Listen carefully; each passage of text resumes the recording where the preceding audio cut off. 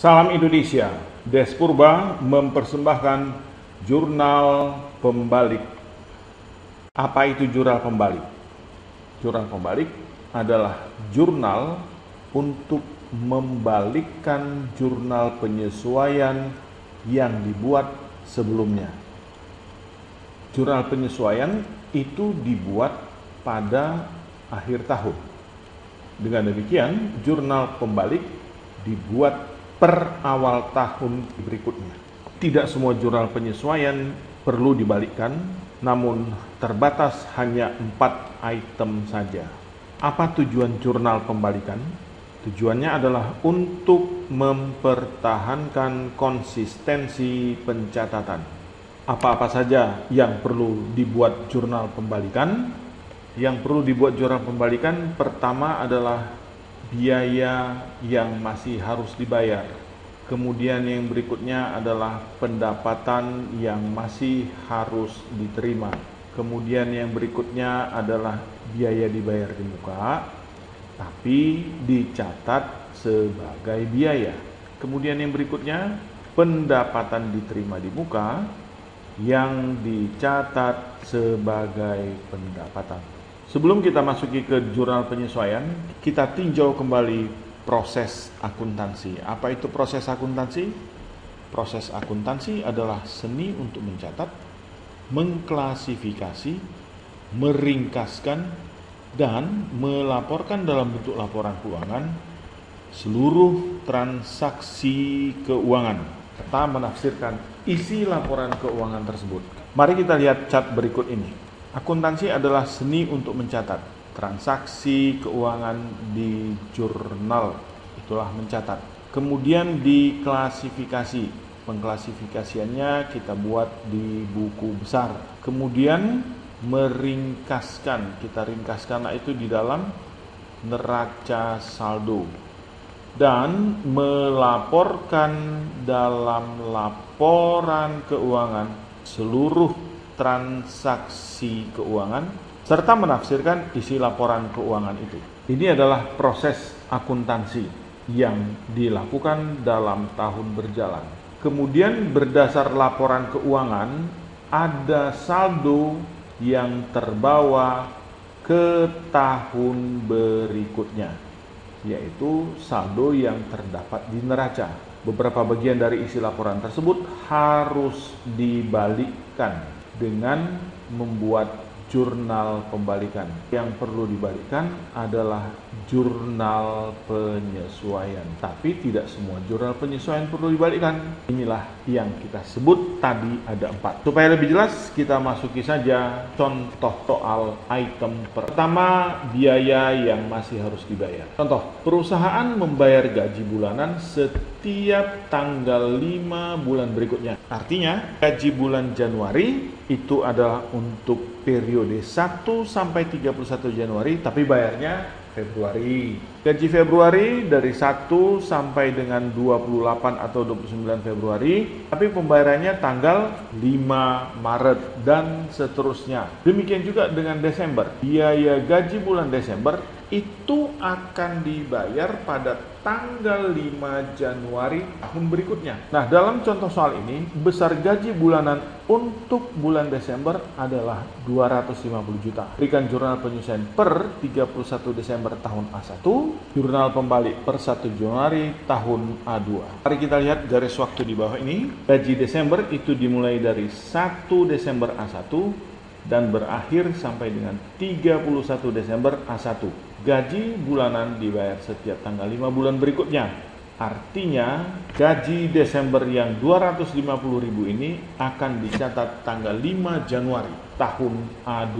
Sekarang mari kita lihat. Per 31 Desember A1, kita perlu mencatat biaya meskipun itu belum dibayar. Jurnalnya apa?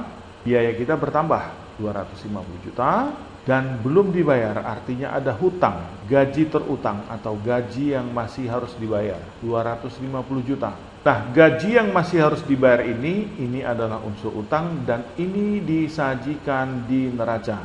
Jadi ini adalah potongan neraca, sebelah kiri adalah harta, yang di sebelah kanan ini hutang dan modal, Dalam hal ini gaji yang masih harus dibayar ada 250 juta. Kemudian kita masuki pada tanggal 1 Januari, kita belum bicara perlu atau tidak perlunya jurnal pembalik. Tidak ada jurnal, no entry. Kemudian sesuai dengan informasi soal tadi, pada tanggal 5 Januari A2 dilakukanlah pembayaran yang terutang ini, 250 juta. Ini adalah saat pembayaran, jurnalnya, gaji yang masih harus dibayar 250 juta. Tentu kalau dibayar kas kredit 250 juta. Yang dibayar itu adalah hutang gajinya, jadi hutang berkurang di debit. Mari kita lihat cara penyelesaian berikut. Pada tanggal 31 Desember sama dengan ini, biaya gaji, debit kreditnya, gaji yang masih harus dibayar 250 juta. Tampilan di neraca sama dengan ini, 250 juta sebagai utang. Kalau di sini tadi tidak ada jurnal pembalik, di sini juga untuk sementara kita anggap tidak ada pembalik. Jadi di sini kosong. Beda dengan perlakuan yang ini, perlakuan di sini setiap pembayaran gaji, apakah itu biaya untuk bulan berjalan ataupun utang, itu wajib dicatat sebagai biaya. Kalau di sini yang dicatatkan itu adalah pembayaran utang sesuai dengan ketentuan perusahaan. Hasilnya menjadi seperti apa? Nah, kita lihat di sini gaji yang masih harus dibayar 0. Ya, kita lihat ini kredit 250 juta, kemudian muncul di neraca utang, lalu pada tanggal 5 Januari utang tersebut kita bayar. Berarti utang menjadi 0. Kemudian biaya gaji 0. Mari kita lihat di sebelahnya. Di sebelah ini kita lihat gaji yang masih harus dibayar 250 juta kredit. Loh, kok tidak habis? Nah, ini kita lihat ya. Biaya gaji debit, kreditnya gaji yang masih harus dibayar, lalu gaji yang masih harus dibayar itu muncul sebagai utang di sini. Kemudian tidak ada penyelesaian di tahun A2, itu artinya gaji yang masih harus dibayar tetap masih bersaldo 250 juta. Padahal sebenarnya sudah dibayar. Nah, kemudian kita lihat biaya gaji 250 juta yang berasal dari jurnal ini. Kalau kita banding dengan yang ini, tentu menjadi tidak sama.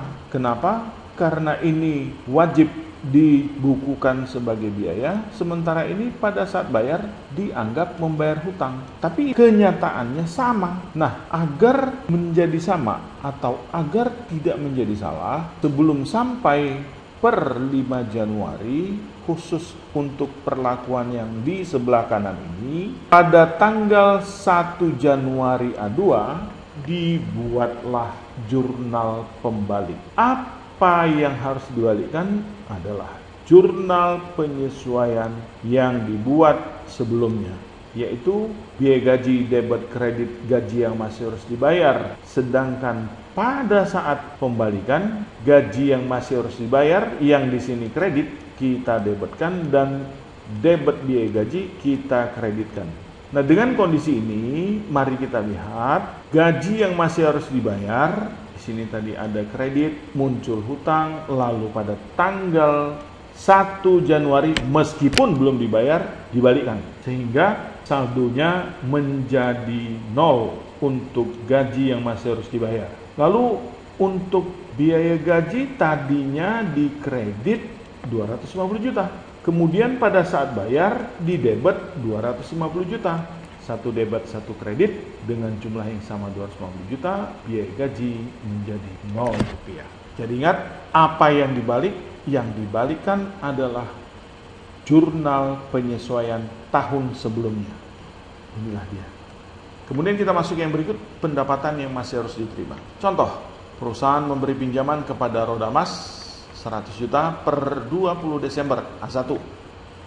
Pinjaman tersebut akan dilunasi atau akan dikembalikan pada tanggal 20 Januari A2. Jadi pinjam 20 Desember A1, kembali 20 Januari A2, Itu artinya 1 bulan masa peminjaman, dan atas peminjaman tersebut dikenakan beban bunga 12%. Berikan jurnal per 20 Desember A1 dan penyesuaian per 31 Desember A1. Berikut jurnal pembayaran per 20 Januari A2, dan perlihatkan di mana perlunya jurnal pembalik tersebut. Kita masuki cara yang pertama. Diberikan pinjaman, tentu jurnalnya pinjaman diberikan debit 100 juta, kredit 100 juta. Kita lihat garis waktu berikut. Pinjaman diberikan 20 Desember A1, itu akan dibayar 30 hari ke depan, 20 Januari A2. Namun sebelum sampai di tanggal ini, kita berhadapan dengan akhir tahun, yaitu di 31 Desember A1. Nah, sebelum kita masuki lebih dalam, kita lihat untuk 30 hari ini ada beban bunga 12%, pokok pinjaman 100 juta, besarnya bunga 12%, artinya itu 12 juta setahun. Sedangkan ini hanya 30 hari atau hanya 1 bulan. 30 per 360. Ingat, 1 tahun ada 360 hari dalam perhitungan bunga. Jumlah beban bunga 1 juta. Nah, lalu kita lihat lagi bahwasanya sampai 31 Desember pinjaman tersebut sudah berjalan 12 hari, berarti sudah ada beban bunga yaitu 400.000, dan 18 hari lagi untuk sampai di 20 Januari A2, di mana besar bunganya 600.000. Jadi yang 1 juta ini tadi dipecah menjadi 400 dan 600 untuk di bulan Januari A2. Jurnal penyesuaian per 31 Desember A1, ini dia, kita bukukan bunga Rp400.000. Bunga yang masih harus diterima ini adalah piutang atau tagihan 400.000, kreditnya pendapatan 400.000. Kemudian bunga yang masih harus diterima kita cantumkan di neraca di sisi harta. Bunga yang harus diterima 400.000. Pada tanggal 20 Januari diterima pelunasan pinjaman diberikan, debit kas kredit pinjaman diberikan 100 juta. Ini dia tadi 100 juta. Kemudian dicatatkanlah beban bunga yang diberikan. Kas kita terima 1 juta, tapi yang 1 juta ini 400.000. Itu adalah piutang atau tagihan, dan 600.000 itu adalah pendapatan di dalam bulan Januari. Kalau dengan cara ini memang sama sekali tidak ada jurnal pembalikan yang diperlukan. Bagaimana kalau ditetapkan setiap penerimaan bunga atas pinjaman yang diberikan wajib dicatat sebagai pendapatan? Tidak boleh seperti ini, dicatat sebagai bunga yang masih diterima. Mari kita lihat. Pada saat memberi pinjaman 100 juta, sama dengan di sini, kemudian ada pengakuan bunga untuk 12 hari, yaitu 400.000. Bunga yang masih harus diterima pada pendapatan bunga 400.000, dan muncul di neraca sebagai harta 400.000. Jurnal pembalikan kita buat. Apa yang perlu dibalikkan? Yang perlu dibalikkan adalah jurnal penyesuaian sebelumnya. Bunga yang masih harus diterima, debit kreditnya pendapatan bunga, kita buat pembalikannya. Pendapatan bunga debit, kreditnya bunga yang masih harus diterima. Kemudian pada tanggal 20 Januari diterimalah pelunasan piutang dari si peminjam. Kas debit 100 juta, kredit pinjaman diberikan 100 juta untuk pokoknya, sedangkan untuk bunganya cukup kas pada pendapatan bunga 1 juta. Loh, apakah ini tidak salah? Tidak. Kenapa? Karena kalau kita lihat untuk periode A2, kita lihat di sini per awal A2 bunga yang masih harus diterima 400.000. Dengan cara yang pertama tadi, bunga yang masih harus diterima dibukukan 400.000 sehingga murni pendapatan dicatatkan 600.000. Sedangkan pada cara yang kedua dibuat terlebih dahulu jurnal pembalikan, yaitu jurnal yang membalikkan jurnal penyesuaian sebelumnya. Ini dia. Dengan adanya ini, ketika dicatatkan transaksi penerimaan bunga, kas debit kreditnya pendapatan bunga, itu artinya pendapatan bunga kredit 1 juta, debit sebelumnya 400.000. Berarti pendapatan bunga di tahun A2 600.000. Sudah sama dengan ini. Kemudian yang berikutnya, biaya dibayar di muka yang dicatat sebagai biaya. Pada tanggal 1 Maret A1 disewa gedung kantor untuk masa 2 tahun nilainya 96 juta. 2 tahun itu 24 bulan, berarti per tahun 96 juta dibagi 24, 4 juta beban per bulan. Berikan jurnal per 1 Maret A1, jurnal penyesuaian per 31 Desember A1 jika untuk pencatatan ditetapkan sebagai biaya. Nah, dalam hal ini biaya dibayar di muka diperlakukan atau dicatat sebagai biaya. Kita lihat biaya sewa kantor 96 juta, debit kreditnya 96 juta pada tanggal 1 Maret A1. Kita lihat garis waktu, sewa mulai 1 Maret A1 untuk durasi waktu 2 tahun berakhir di 1 Maret A3.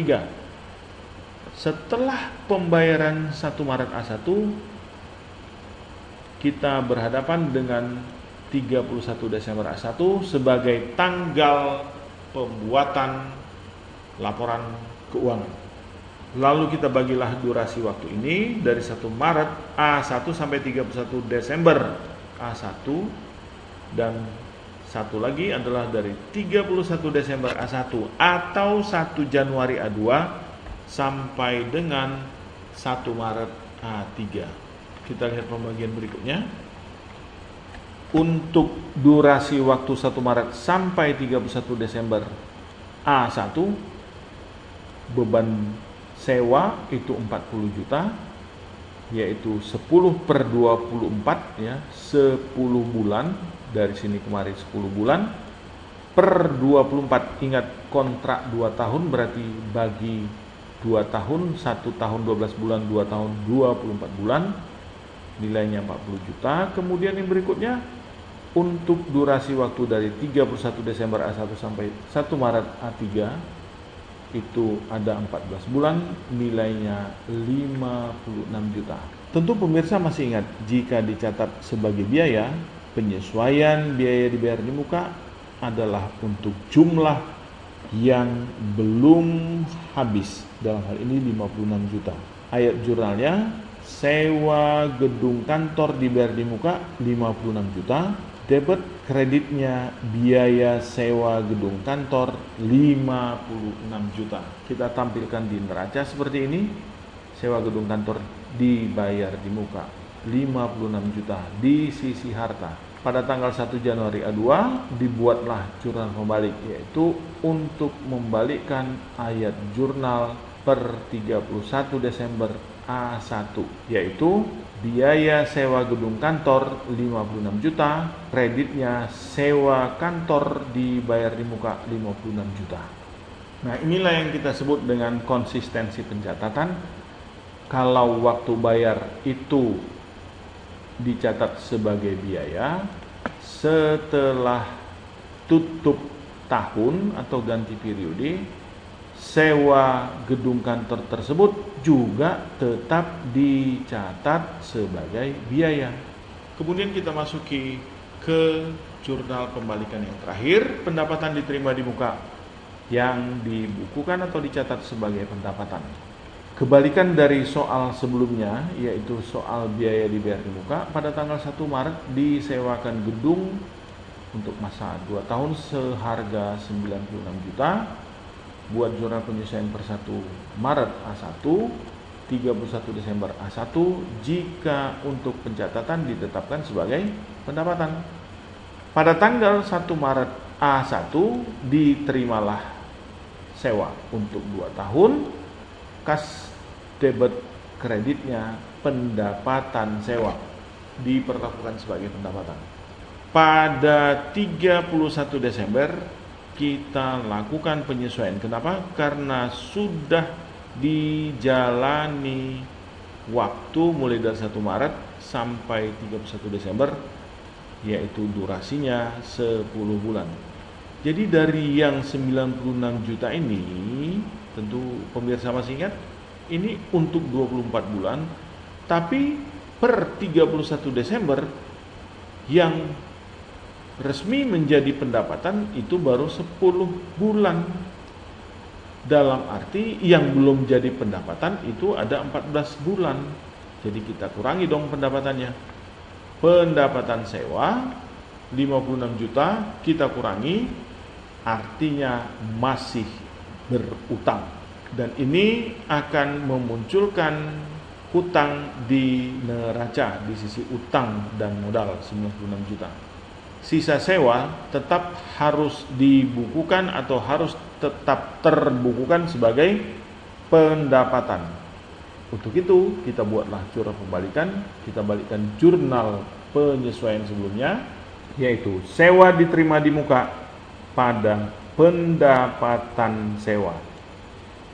Sehingga sewa diterima di muka habis, di sini ada 56 juta tadi hutang kita, lalu hutang itu dibalikkan, dijadikan 0, dan ingat 56 juta ini itu adalah pendapatan untuk masa mulai dari 31 Desember A1 sampai 1 Maret A3.